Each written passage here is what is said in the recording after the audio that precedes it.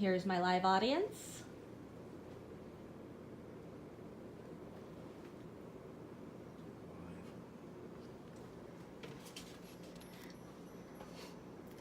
And here is note card number 1.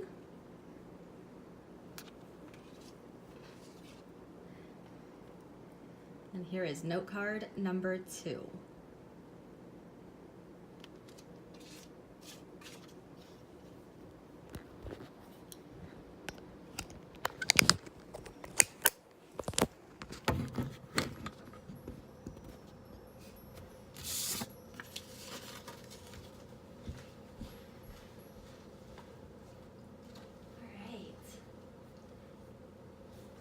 Cursive writing is an art form that inspires debate. Some people remember it fondly. It's beautiful, it should be maintained, it should be something that can be displayed for years and years to come. Some people remember it as that class they had to take and it cramped their fingers and it was pretty miserable and they never want to revisit it ever. But regardless of how you might feel about cursive writing from a personal standpoint, it's important to consider, should it really be gone, and is it really at risk?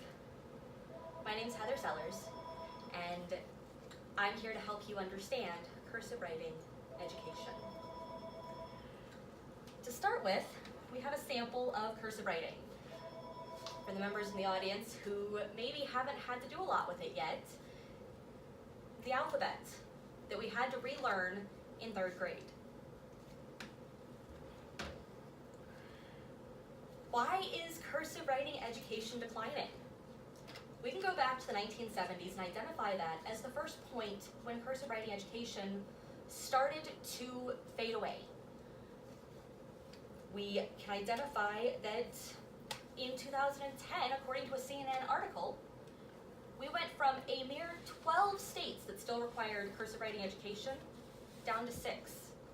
So it's pretty clear that, at least as of the early 2000s, cursive writing education is starting to not be a requirement anymore. What are the reasons that it's declining? If it's going away, why? And people have had to say, according to a PBS.org article, technology took precedence. PR Web, they did a study, Preston and Wasserman, saying that standardized testing took up time. They wanted to focus on more meaningful content. So those are just a couple of the reasons that it's fading away. Teachers and school administration identified that it took up too much instruction time. So we're switching to the focus of standardized testing, we're switching to technology as a focus. Our instruction time needs to change. Electronic communication outside of the classroom. So people started sending emails over the computer, and then text messaging became more common. And people weren't writing anymore. So they started identifying that in school, people shouldn't be writing there either.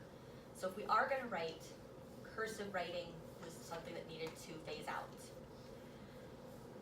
But with all of those arguments for why it should go away, let's talk about what are some of the impacts if we don't have cursive writing as an education requirement.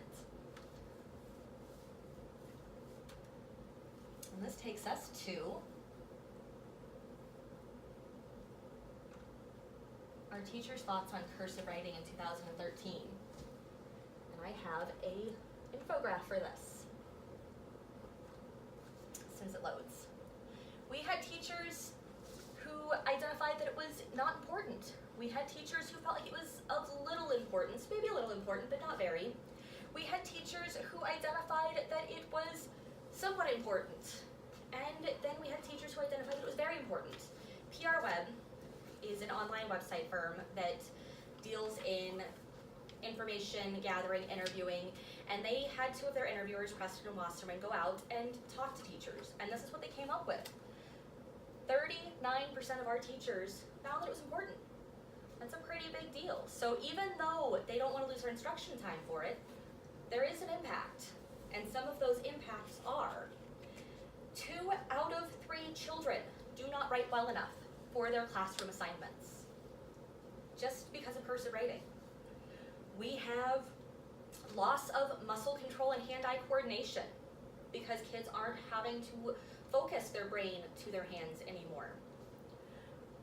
We are struggling with research, looking at the older documents, looking at things that people wrote in our past when cursive was common, and kids can't read it today. Family letters, journals, maybe love letters between your parents when they were young, and cursive writing was pretty common.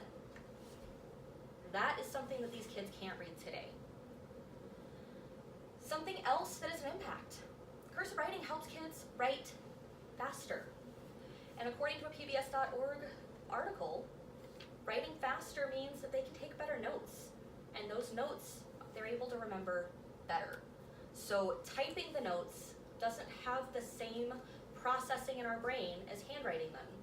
So when our brain doesn't activate properly because of the keyboarding skills that we have, we're losing the ability to memorize notes.